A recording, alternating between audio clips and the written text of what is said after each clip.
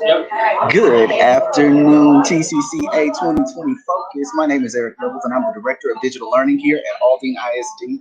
And guys, y'all can't be more excited than I am. I have the esteemed, the great, distinguished honor of being able to present and to present to some and to introduce to many others one of my awesome best friends ever. This is April Hart, the April Hart, and also Tashika McKinney. She's going to be our co-host, but our presenter is April Hart. Okay, and so April, I want to introduce you. And so April is a certified music education teacher. She's taught grades pre-K through 4th. In 2019, she founded the music education program at Griggs EC Pre-K in Aldine Independent School District. When she is not in the classroom, April travels around, and she's a motivational speaker, inspiring general education teacher, and fine arts teacher. In January of 2020, she launched her YouTube channel, Coolest Teacher in the Land, and uses this platform to promote teacher wellness with motivational tasks, talks, interviews, read alouds, original songs, you name it. She is killing the game. Now, based on our presentation today and based on what you're going to be experiencing in this moment, if you have any comments or questions, just go ahead and pop them in the chat there in YouTube. And by the way, my beautiful co-host here, Tashika McKinney, she's going to be the one that's going to moderate those questions at the very end of our session. So go ahead and post those as they may come up, and then we'll be able to address them at the very end. And so, without further ado, please join me in digitally turning our focus and attention to the coolest teacher in the land, April Hart, as she shares with us in her session for the culture, Edtech and culturally responsive teaching in music, education, and in the classroom. All right, April, take it away. Thank you so much, Eric. I'm telling y'all, the fact that I had Eric do my intro was not planned at all, but it is awesome. That is my brother. That is one of my people. So that is awesome. I am so excited. Make sure I got everything straight. We good. I'm so excited to be here today. I'm so excited to get this opportunity to talk to all of you. Like Eric said, if you have any questions that come up, feel free to put them in the chat. If you like something, comment in the chat. I am a preacher's kid. I've been in church all my life, so I'm used to people talking back at me. So since I can't hear you in person, if you like something, go ahead and put it in the chat. I'll get that same feeling. So I want to preface today's session by saying it's called Culturally Responsive Teaching in the Music Classroom, which means that we are going to talk about race. We are going to talk about demographics. There will be some moments that you might feel uncomfortable. There may be some things that you didn't even know you were doing that you become aware of, and it might make you feel some type of way. My whole point of today is not to make you feel uncomfortable, but to help you recognize the way certain things are set up, the way we've been doing things, and how we can change that in order to teach to all students. Because at the end of the day, it's about the students. So at the end of this session, what you will be able to do 3 things. You'll be able to express why culturally responsive teaching in the music classroom is important, because it is. You'll be able to gather resources to better serve your community as a whole. And then, of course, I'm going to show you how to implement what we talk about within your respective classrooms. So if you're ready, go ahead, put it in the chat, say I'm ready. You can put in the words of Walk a Flock of Flame. Oh, let's do it. And we're going to get started. Now, in this day and age, with the way that our country is turning and with the social injustice that's going on, we're hearing a lot more in the education field about culturally responsive teaching. But sometimes it feels like the music classroom is overlooked in this talk, because for a lot of people, they think that, oh, we're already doing this well. That music is multicultural. Music teachers don't need to know about culturally responsive teaching. But think about it. If you're only talking about Black composers and Black artists during Black History Month, or you're only using songs in Spanish for Hispanic Heritage Month or Cinco de Mayo, you are using culturally responsive teaching only for holidays and not for every day. And in a sense, you're telling your students this culture is good enough for a holiday, but it's not good enough for every day. I know that is uncomfortable, but we have to understand that this is important in music. Because when I think about this, I think about my own journey as a musician. And I think about the movie Drumline. So for those of you who don't know, let me set it up, okay? Devin Miles, he's a prodigy. He goes to an HBCU, a fake HBCU in Atlanta called Atlanta A&T. Now, while he is in this marching band, Dr. Lee, who is over the band, has a more old school approach to doing the marching band. And they brought in Devin because, you know, the president of the college wanted to shake things up. One of the first scenes in the movie, which I'll never forget, Morris Brown College, which is an actual HBCU, they play a stand tune and they're going off and everybody going crazy, everybody rocking. And then it goes to Atlanta A&T and Dr. Lee looks up and says, whole bunch of musicians and no band. And he turns around to tell A&T's band how to respond. And he says, Fly to the Bumblebee.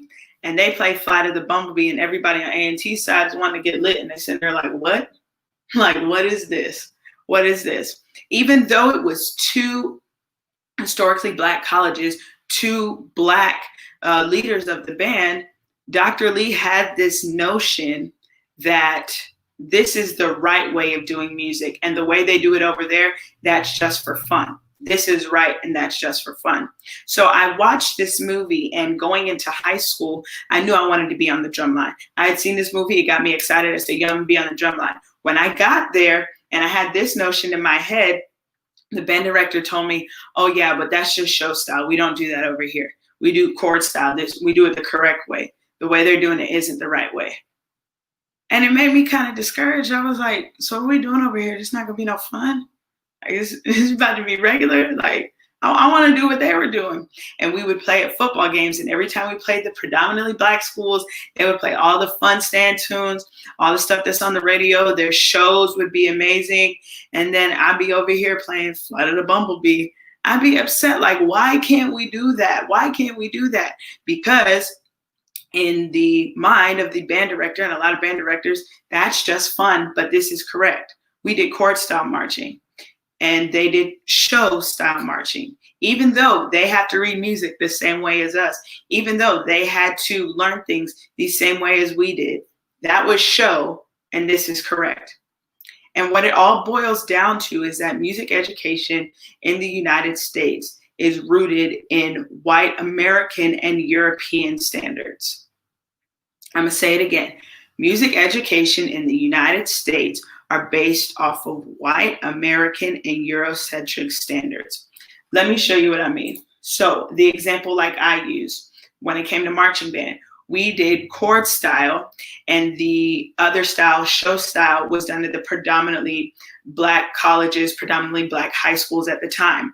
Now, ESPN will put on the drum corps all day. All day. You'll see drum corps, chord style all day. But they won't show Battle of the Bands. Why? Because that's just fun. Now, within the Black community, these bands are highly esteemed, highly recognized. But within the marching community as a whole, oh, that's just fun band. So how does it look to somebody who looks like me to look at that and say, oh, that's not them taking band seriously. That's just them fun. That's what I'm hearing. Like I said, one is seen as right and one is seen as fun. You go to choral singing, you have chamber orchestra, you have ensemble and such, and you have gospel choir. I have directed many gospel choirs. I have sang with many gospel choirs. Singing gospel music is not easy at all. However, any school you go to, that's a club. That's fun. But this is serious singing. That's just fun singing. And you can't even use the argument of faith because in a lot of choral music, we use sacred songs, gospel music, sacred message. So you can't even use that argument. One is seen as right, and then one is seen as fun. My own mother, when she was in high school, she was in chorus, but she was also in the gospel choir club.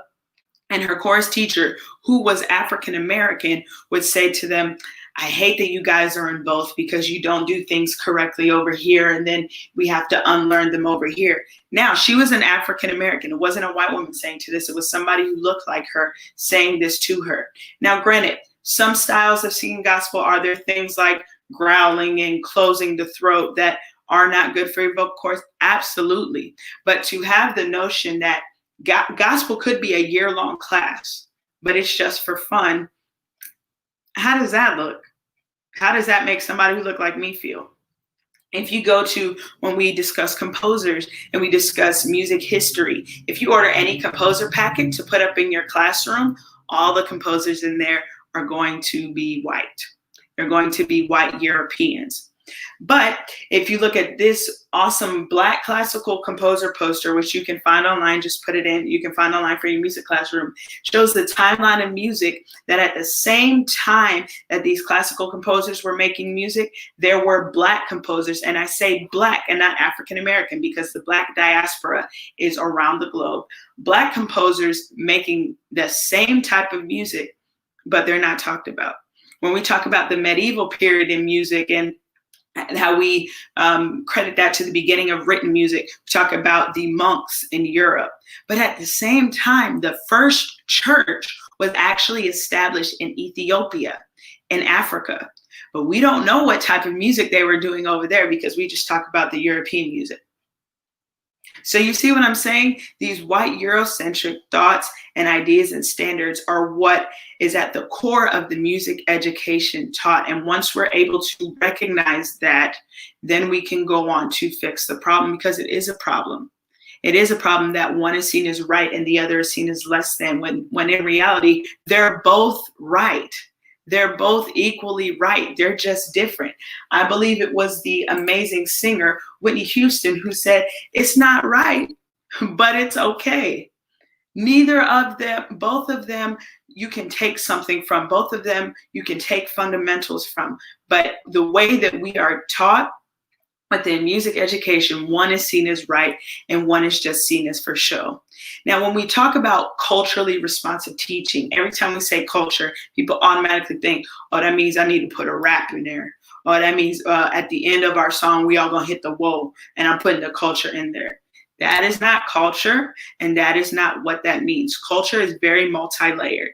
At the 2019 Texas Music Educators Association conference in San Antonio, I went to an urban music education session which was led by a man named Colton Blake. Now, before I even tell you about the session and what Colton Blake says, I want you to hear this. The urban music education sessions were held in a lobby with tables put out, drape put out so it looked like a room, in a lobby right next to the escalator, right next to a very high traffic area. This is where the urban music education sessions were. However, the rest of the sessions were in these nice rooms where you could close the door, where you could really focus in. And so even on that level, not directly, but indirectly, they don't want to give them a room, the same respect that they give the other ones. It kind of shows that one is not seen as important as the other. So in this session, Colton Blake said a quote that I will never forget. He said, "Culture is the everyday lived experiences of the students that I teach." It is the everyday lived experiences of the students that I teach. It has nothing to do with a rap song. It has nothing to do with greeting your students like, "Yo, what's up, my homie?" Because that's how some of y'all sound. Culture is the everyday lived experiences of the students that you teach. I know for me, I really had to understand culture between the two schools that I've had the pleasure of teaching at. The first school I taught at was Kit Peace Elementary over in Houston's 3rd Ward area, right across the street from U of H and TSU. At this school, 63.5% of the students were African American and 31.3% were Hispanic. Now, I'm African American, so I already knew what the other African American students liked. I knew their culture. I could fit in. I could talk the lingo. I already knew all that. But I got a wake-up call my first year teaching. The 4th graders had put on a great show. So I went to Dollar Tree. I got them all these light-up glow necklaces and everything and had a good time. I also DJ on the side. And so I was DJing for them, playing all the kids bop friendly versions of songs. And while I was doing that, everybody was dancing, having a good time. And I slowly see my Latino students backing up towards the wall, just chilling. And I was like, come on, you're going to come dance. And then, no, I'm good. And then it hit me. I was only catering to one demographic of the students that I was teaching, which means I was not doing a good job of teaching all students. I was teaching the students I was comfortable with. And that had to change, because I'm telling you, within that same party, once I put on Danzan Carudo by Don Omar, so them Latino students was out there killing it. But I had to understand that. When I moved to the school that I teach at now, which is Griggs EC Pre-K and Aldine ISD, the demographics literally switched. 62.5% of the students are Hispanic and 33% are African American, which let me know I could not keep teaching the same way that I was teaching because it would not work. I had to learn Spanish. Now I'm not fluent, but I can get through a class pretty well, because a lot of my students are bilingual and they did not know anything I was saying, which means they were not comprehending it, which means that my English speaking students and my Black students, they could understand and comprehend and learn more. And then again, I was teaching the one demographic. I had to learn Spanish. I had to learn the difference in cultures between Mexican and Latino, Central American countries. I had to learn all that in order to teach to the culture. Now, I know this is uncomfortable. I know this first part is uncomfortable. We're really hitting in the gut. But what I want you to understand is once we understand the problem, then we can work on the solution.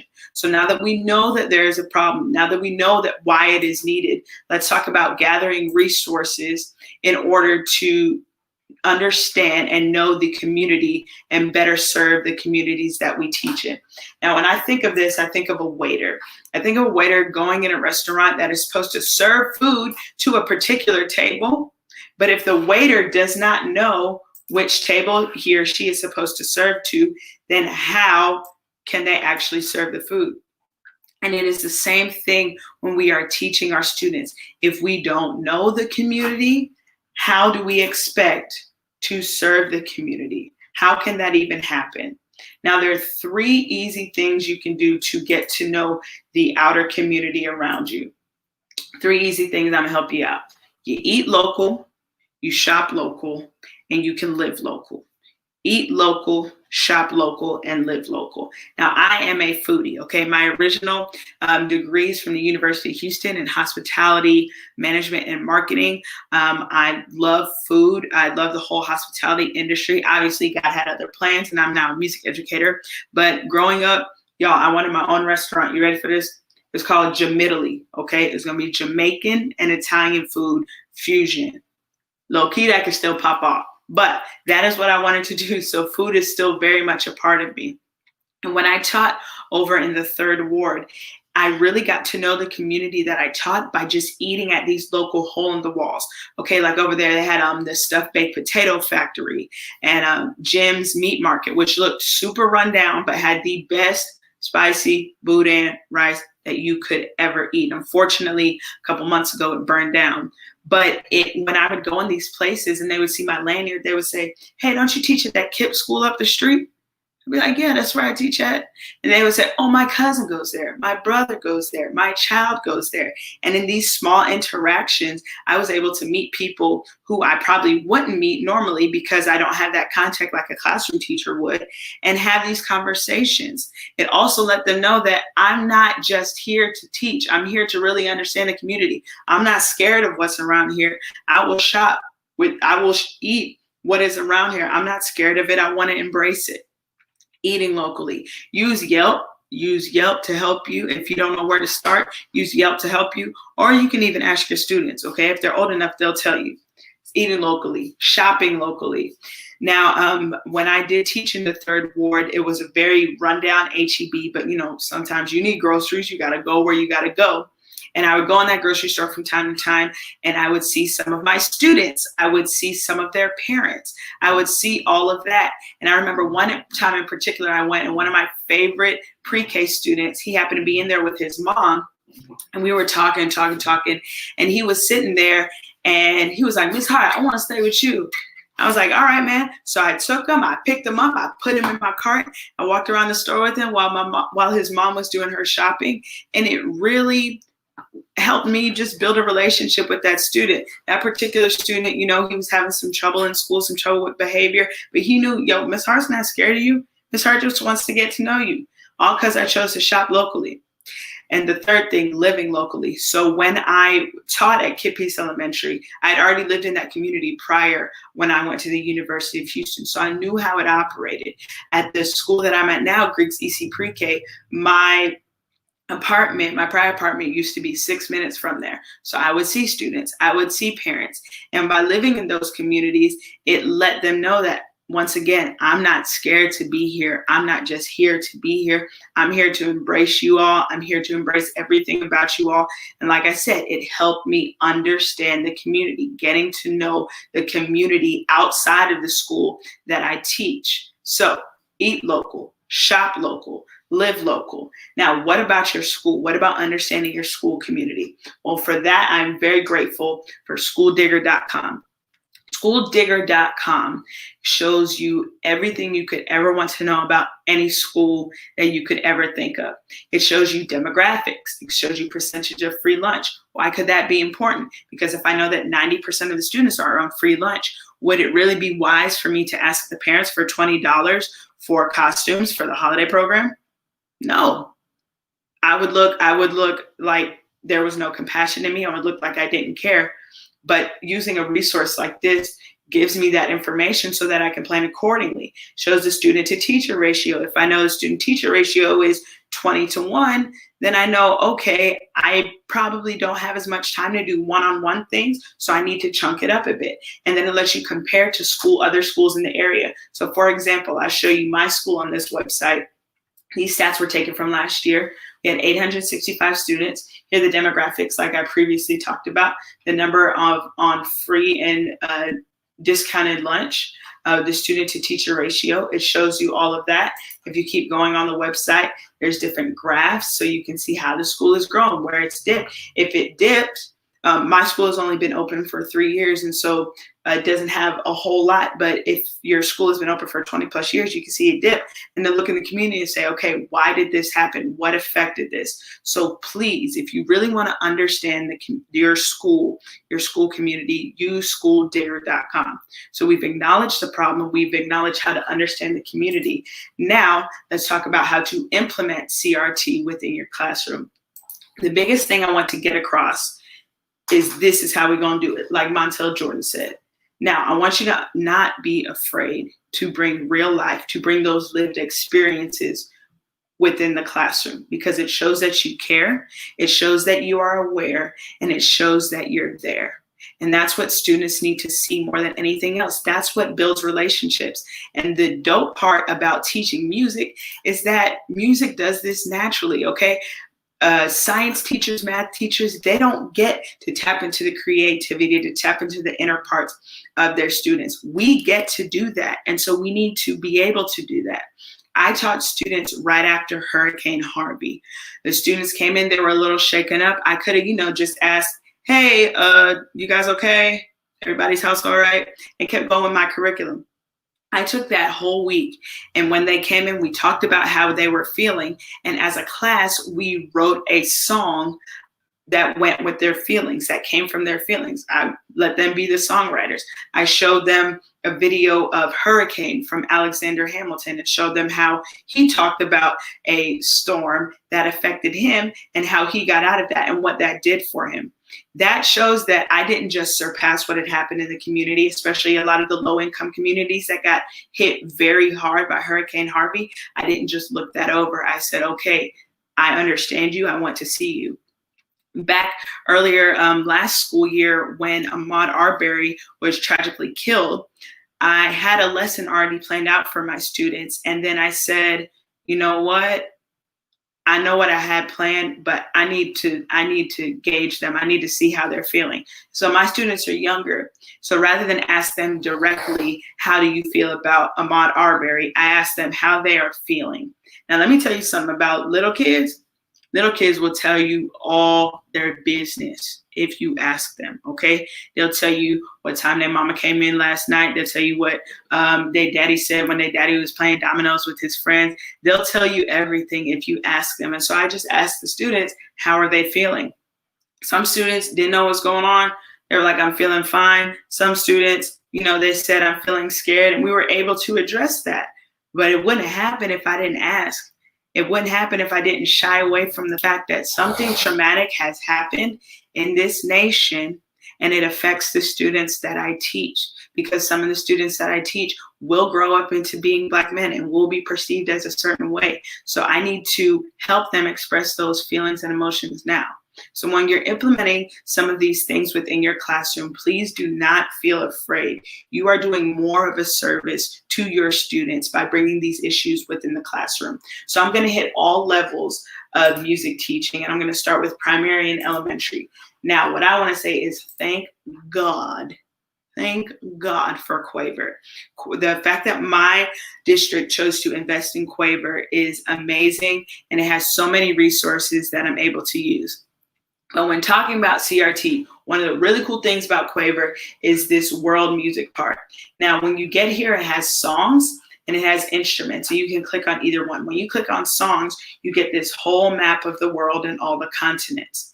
When you click on the continents, it shows songs that are already embedded, already given to you within the Quaver curriculum that can actually help you teach. So for instance, when I click on North America, I'm on instruments right now. Let me get on songs. There we go. It shows you the song titles, and then it shows you the regions of the world they come from. So look, we got Mexico on there. We have Haiti. If we go back here, we have Native American, and it does that for every single continent. So having a resource like this and then only using American folk songs would be a disservice to my students, especially if, like, a lot of my students do not speak English as their first language. I can use this resource and integrate songs from literally around the world within my lesson. And it shows that I want to know, it shows that I want to understand your culture so that I can teach to that and in turn build that relationship. When we click on instruments, you click here on the bottom, it shows you all type. Let me click on idiophones. And when it comes up, there we go. You get a definition of what idiophones are. It gives you examples. When you click on all of them, it'll pop up. It'll show you how to play them. So like, for instance, if I were to click on the washboard, we talk about Zydeco music. Here in Houston, Zydeco is very, very popular. So to be able to talk about Zydeco, to be able to integrate that within my classroom, the student can go back and say, hey, mama, you and daddy went to that trail ride last week. Wasn't y'all doing Zydeco? Yeah, we talked about Zydeco today. And look, building that relationship, taking what they learned in the classroom and doing it at home, not just taking Twinkle, Twinkle, Little Star or Soul and Me and bringing that home and the parent can't relate. This helps you be able to take what they take what the students learn and then build and teach the parent. Now, some of you might teach at districts that do not have Quaver. I didn't forget about you either. If you don't have Quaver, one really cool resource to use is Kahoot. Kahoot, I started using from my education mentor told me about it, and I'd seen it be used in the general education classroom, but I started using it within the music classroom as an assessment tool. Literally, you can find a Kahoot about anything. You can find a Kahoot about anything. You can use this as a pre and a post assessment for your class. There's so many different Kahoots that are already made that you don't even have to do. I mean, outside of music, there's a Kahoot with Martin and Fresh Prince history, like trivia like that. So there's definitely a Kahoot you can use in your classroom. And the dope part is that if there's not one already made, you can make one. You have that ability. So between Quaver and between Kahoot, these are resources that I would highly suggest you use in order to incorporate CRT within your music classroom. Now, for middle and high school students, when it comes to incorporating CRT, if you're in band, if you're in orchestra, if you're in chorus, the biggest pull you have is to be able to talk about the history and to be able to talk about the repertoire that you pull in. Don't wait till Black History Month to pull in the Negro spiritual. Don't wait until Cinco de Mayo to talk about mariachi music. It goes back to what I was saying at first. It shows that their culture is good enough for a holiday, but it's not good enough for every day. When we talk about classical music, There's a composer, a Black composer. And remember, we say Black and not African American because Black is all around the world, not just here in America. We have Chevalier de Saint George, who was an envied composer by Mozart, an envied Black composer by Mozart. We don't talk about him. Why? I don't know. But if he was envied by Mozart, I'm pretty sure he's somebody who needs to be talked about. When we think about Beethoven and the Kreutzer Sonata, the Kreutzer Sonata was actually supposed to be named after George Bridgetower, who was a Black violinist, one of the best around, but him and Beethoven fell out. So right before the piece was published, Beethoven took his dedication off of it and put Kreutzer on that. Do you understand the type of impact that this could have had if the piece was named after George Bridgetower, if the piece was named after a Black person at the time when Black people were in the bottom of slave ships being sold as slaves around the globe? To say that, wow, this piece, there's something in this. We don't talk about that. Why? I don't know. Like I said, don't just wait for the holiday to talk about the history and to incorporate this within your classroom. This needs to be an everyday thing. And one of the most awesome tools that I found for this is musicmap.info. So initially when you go here, you see the way it's set up, okay? You can see all these genres. You can see at the top, utility, folk, classical, and world. As you zoom in more and more, you see dates show up, and then you see lines. What are these lines doing? These lines are connecting the different types of music to each other to show you the roots and to show you the different connections. Because as music educators and just as people who like music in general, no genre just came up out of nowhere. Nobody just played something one day and said, oh, this is jazz. No, there was blues, there was gospels, there was Negro spirituals, there were work songs that all worked together to create jazz. There was ragtime, all worked together to create jazz. And so what's really cool about this is that as you continue to zoom in within the genres, you see these subgenres within them. And when you click on them, you get information that can come up. So for example, if I clicked on ska, they give you the history of ska, where it started in Jamaica, the year it started. And then they actually give you YouTube and Spotify playlists if your students want to research it or if you want to hear more about it. And what's cool is that if we look at ska and follow the lines, okay, we got ska and it's a line directly linked to Memphis and deep soul, which if we go up here, rhythm and blues, R&B, which if we follow the line here, we get to, oh, the British invasion. We follow the line up here. Rockabilly and hip hop. We follow the line.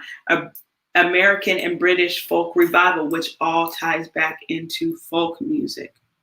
Do you see the way that you can really use this resource if you introduce a new piece, if you pull out a new piece and say, you know, we're going to do this for whatever, how you can really tie in that history, and then how some of your students can see, wow, even people who looked like me had a hand in creating this amazing music that we're playing now. It gives them something to aspire to. It gives them something to look forward to. It helps them know that there is something that they can do. There's a way that they can impact the world through their music. I mean, it goes as far back as 1880 on here. So see, utilize this resource for these older students. You can even, you know, give it as an assignment. Pick a genre, pick one of the big genres, and then I want you to do your research and look through the subgenres and look through the way that it's connected, and then pick a song that goes with it and sing the song or play the song. You can do so much with this resource, and it can have so much impact in your classroom. I talked about primary and elementary. I talked about high school and middle school. Now, for both of you, if you followed me on Twitter, you know I said I got some resources coming your way that's going to help you. So what I want to introduce you to, I'm very excited, is the Artist of the Month collection. And let me tell you how this came about. When I first started teaching, like I said, I did not have an education background, and so I had to pull from what I knew. Okay, I had been DJing at the time. I still DJ, and so I know a lot of different types of music. And I knew that I wanted to expose my students to a lot of these different types of music. So what was the best way to do it? Artist of the month. Now, why do I say artist of the month and not composer of the month? Well, remember when I said that students take what they learned in your classroom back to their parents? I am 100% sure that when the students are talking with their parent is saying, oh yeah, my favorite composer is such and such. But everybody, as soon as you ask them, who is your favorite artist, they can tell you off the bat. And so that is what I thought about that, and that is how this collection got birthed. So let me show you how to use it and show you what's within it. You'll get a template of 4 artists for every month. And so the artists are chosen based on their birthday. So for example, this is the Elvis Presley template, which would be for the month of January. So you see it has his name, it has the genre, and then it has the date of birth and the death date. And for a while in my classroom, I was picking a lot of artists that had already died. And my students were sitting there like, dang, everybody dead? Ain't nobody still living making good music? And I had to, make a mental note like, oh, let me show them there's still people alive who make good music. So when you get this template, what I do is I find a picture online of the artist and put it within this blank space. You can do the same. Like I said, there are 4 artists to choose from per month. So I put it up, and then I have a song from that artist that is playing as the students enter class. Now within this collection, I give you 4 songs for each artist that are, like I said, they're suggestions. If you want to play different ones or if you know more, feel free to do that. So they hear the song when they come in, they see it up on the screen. We go over the artist, we go over the genre, we go over the name. And then I give them a fun fact about each artist, because I don't just want them to know them for their music. I want them to know the history behind it. When the artist of the month was Frankie Lyman, we talked about how Frankie Lyman was married to 3 women at the same time, and the students got a kick out of it. They're like, Miss Hart, he was married to 3 people? That's crazy. Like, they got a kick out of that. But by saying these fun facts, it is able to, like I said, just add to that history within that artist. Now I go a step further. After we go over this, I show the students a music video, a live performance of that artist performing the song that we went over. What that does for primary and elementary students is it helps to show them audience etiquette, because especially in this day and age when we can't go to live performances anymore, I can sit there and say, this is how you act at a rock and roll concert. So when you're watching the video, do this. This is how you act at a jazz concert. This is how you act at a classical concert. So by doing that, showing audience etiquette, and it's showing them real-time performances, and once again, something that they can aspire to. So this is all within the Artist of the Month collection. Now, if you say, why artist, not composer? If that's still going through your head, this is a email that I got from a parent a few years ago that basically says they learned about their students learned about Elvis, Selena, Stevie Wonder, and now Frankie Lyman. They love your class. I love the musical selections as well as the diverse culture. Keep up all the great work and let us know if there's anything that you may need for your class that we can possibly help with. This email showed me a number of things. By doing this small thing at the beginning of my class, I had built a relationship with the student. I taught the student something that they can take home and teach their parent about, and also help bridge that gap with their parent. And then I made a connection with the parent to where I teach 600 plus students.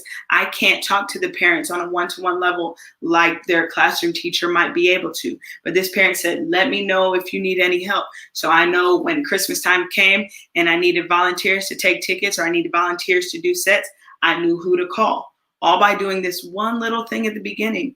And ultimately, it exposes your students to so much music that they might not have the opportunity to listen to if they were not in your class. I remember I had a kindergarten student, and from the time he was in kindergarten to 2nd grade, he would always come up to me and say, hey, Miss Hart, you gonna play Elvis?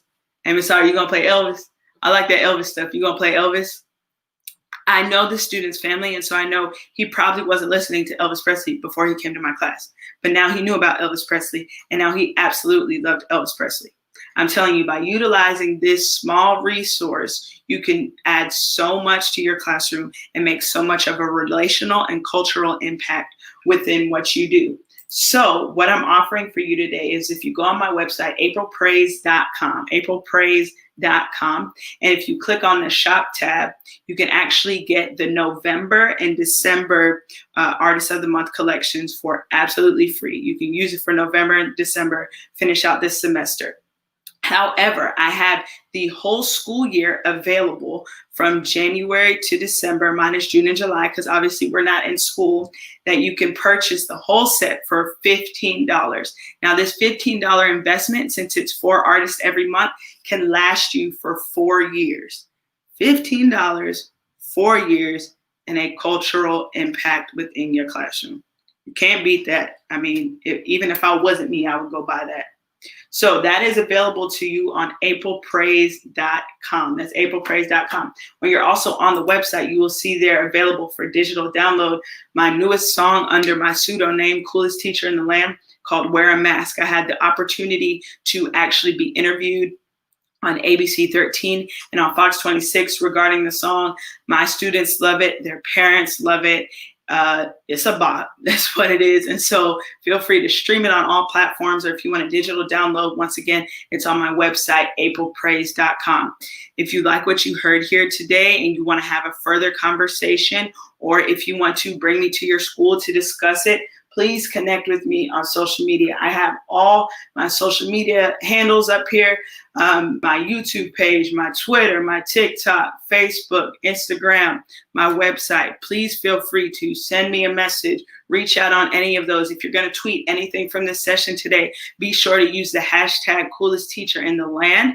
And I'm just so grateful that I have you all here today. I'm so grateful that you stuck around for this presentation. And I really hope that you have taken something away from it. So with that being said, what I'm going to do is stop sharing my screen and then open it up for any Q&A. Okay. Can you all hear me okay? Yeah. Awesome. First, let me say this was such an amazing presentation. I'm on your site now and I just love it. So I'll definitely be in contact with you. Make sure you all go on Twitter and give her a follow. So one of our questions is to dive into this work of culturally relevant teaching. How do you recommend educators go beyond embracing the community and continue this work? Outside of that, if educators really want to dive into it, they need to educate themselves. So they need to read. I'm a big reader. I know, like they say, readers are leaders, and they need to be able to read books and educate themselves on things. A great book is For White Teachers Who Teach in the Hood by Dr. Chris Edmond, who's over Hip Hop Ed. Ron Clark is actually an amazing example of culture responsive teaching, and all the books that he has available. Read those and take from those and actually implement them into your classroom. And so if you want to go outside of shopping, outside of eating, and really want to do the deep diving work, then you have to read. Mm-hmm. Thank you for that. They're taking notes over there. And then the other question I see is, what is some of the feedback that you've gotten from your administrators, parents, and students? Oh, definitely. The administrators, they absolutely love it when they walk in there and the students are speaking in another language or they're learning different songs. They love it. Like I said, the parents, I had a student one time who the Artist of the Month sang R&B, and you will find in the collection, it's a plethora of genres, but each month has R&B and soul just because that's my favorite. And the parents said they were driving, and in the back seat, the student was like, in first grade, was like, "Mom, that's R&B." And mom turned around and said, What you know about R&B? And the student was able to, list. Ms. Hart said, this is what R&B, this is how R&B feels and all that. And so the parents love it. I mean, the students, they're the one who, every time I see them being able to open their mind to something that they might not have heard or they might not have listened to, or when we talk about those hard topics and really get into their feelings, just the hugs, just the thank yous, just all that really shows that you heard me, you see me, and I'm not just a paycheck. That's good. Well, we definitely appreciate you, April. I'm going to pass it over to Eric. All right, I'm blown away. Absolutely. I'm just really excited about what you bring to our kids and what you bring to our students.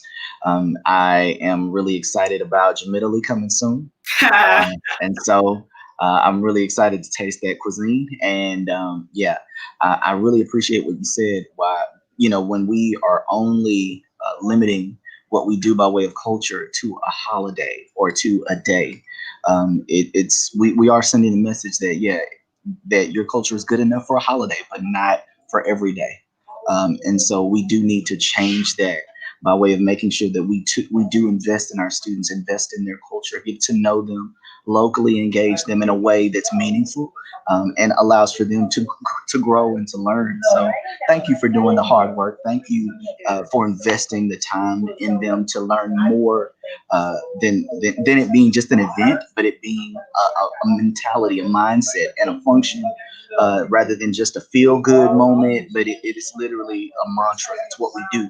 And most importantly, it's who we are. So thank you so much for investing the time and doing the hard work that you're doing.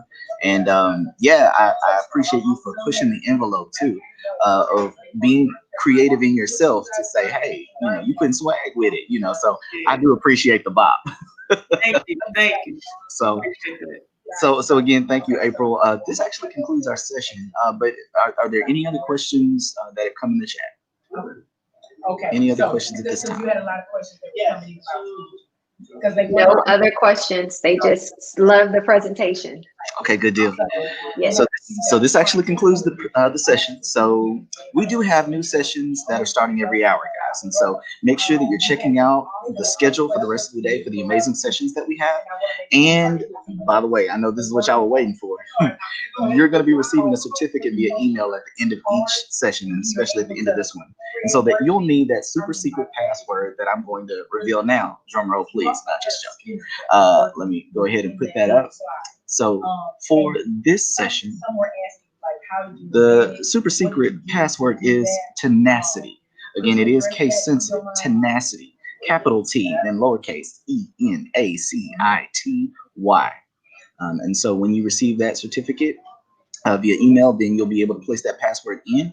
And then at that time, you will get your certificate of completion based upon this awesome session with respect to culturally responsive teaching. And April, you're changing the game. you really are. And so I'm just amazed at your creativity and what you do for culture, and not for the culture, just for culture, period. So I appreciate what you're doing to advance the cause of culture, because it is an important aspect, not only of specifically who we are, but in general who we are. It's our makeup.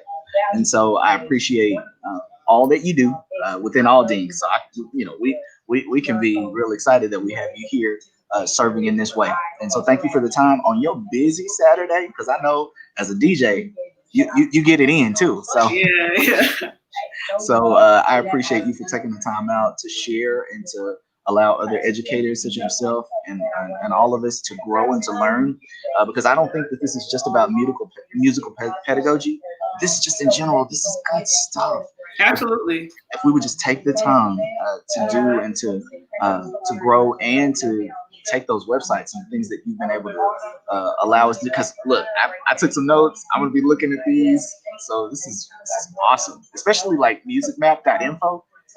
Hell, I didn't even know that. I didn't even know it was out there. So yeah, man, it's real dope. Like when I really started looking at it, the fact that they give you a playlist for whatever type of music you get on, it was like, wow, that's fine.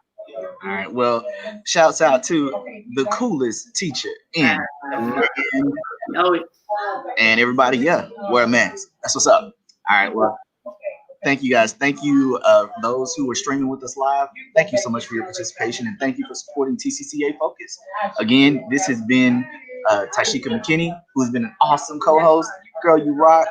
And then also to the coolest teacher in the land. Thank you. Blessings to you. All right. Take care, everybody.